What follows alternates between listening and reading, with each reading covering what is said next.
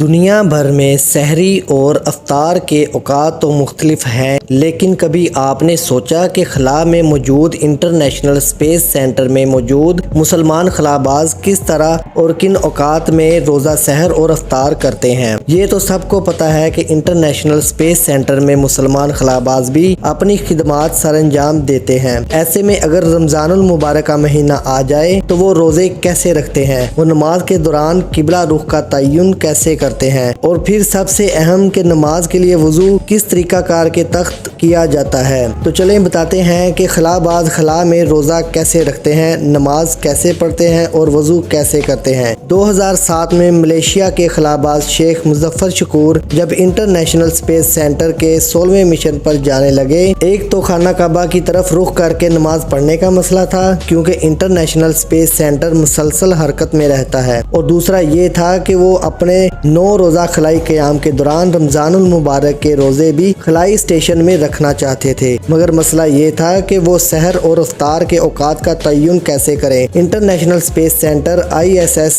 زمین کی سطح سے تقریباً 220 میل اوپر مدار میں گردش کرتا ہے، اور اس میں قبلہ رخ کا تعین ممکن ہی نہیں کیونکہ ہر سیکنڈ میں اس میں تبدیلی آتی ہے، بلکہ کئی بار تو ایک نماز کے دوران ہی قبلے کا رخ 180 ڈگری تک بدل جاتا ہے۔ دوسرا مسئلہ روزہ رکھنے کا تھا کیونکہ سحر اور افطار کو دیکھا جائے تو اسپیس اسٹیشن 1.5 گھنٹے میں زمین کے گرد اپنا چکر مکمل کرتا ہے اور 24 گھنٹے میں 16 چکر مکمل کر لیتا ہے، یعنی 16 بار دن اور رات ہوتی ہے۔ ایسے میں سحر افطار کو کیسے جانچا جاتا ہے؟ ان مشکلات کو دیکھتے ہوئے ملیشیا اسپیس ایجنسی نے تقریباً 150 سائنسدانوں اور عالمین کی کانفرنس کا انعقاد کیا تاکہ ان سوالوں کے جواب تلاش کیے جا سکیں، اور اس کے نتیجے میں انٹرنیشنل اسپیس اسٹیشن میں عبادت کی گائیڈ لائنز پر مشتمل دستاویز تیار کی جا سکیں، جس کی منظوری ملیشین نیشنل فتویٰ کونسل نے بعد میں بھی دی۔ ان گائیڈ لائنز کے مطابق خلا باز قبلہ رخ کا تعین جو اس کے بس میں ہو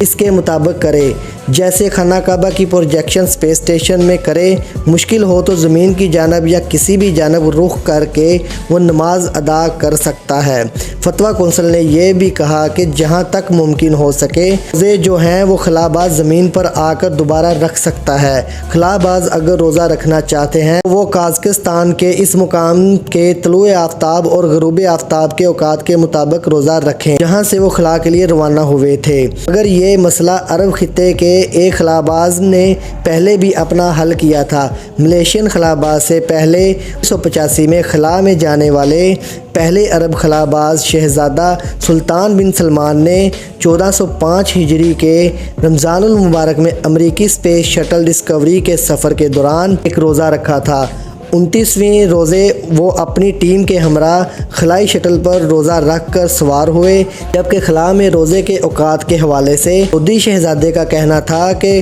مذہبی عالم نے مجھے بتایا کہ میں سحر اور افطار اس وقت کے مطابق کروں جہاں سے میں روزہ رکھ کر سفر پر روانہ ہوا۔ میں نے اپنا سفر فلوریڈا سے شروع کیا تھا تو اس حساب سے میں نے فلوریڈا کے ٹائم کے مطابق اپنا روزہ بھی افطار کیا۔